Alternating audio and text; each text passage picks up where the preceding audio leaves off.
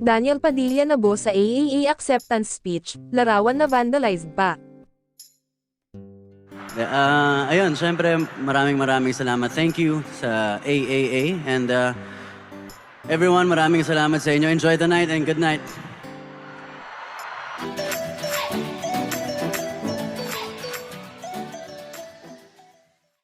Kung si Catherine Bernardo ay hiniyawan ng todo sa katatapos na 2023 Asia Artist Award sa bansa, sinigawan naman ng "bo" at tinawag na cheater ang ex niyang si Daniel Padilla.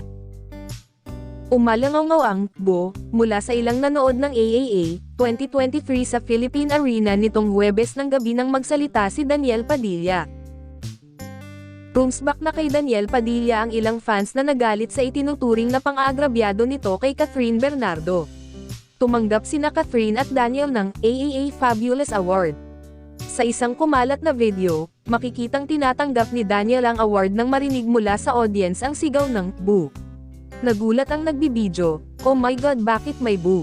Naging maigsi lamang ang acceptance speech ni Daniel kung saan pinasalamatan nito ang AAA. "Maraming salamat. Thank you sa AAA. And everyone, maraming salamat sa inyo. Enjoy the night and good night," ani Daniel.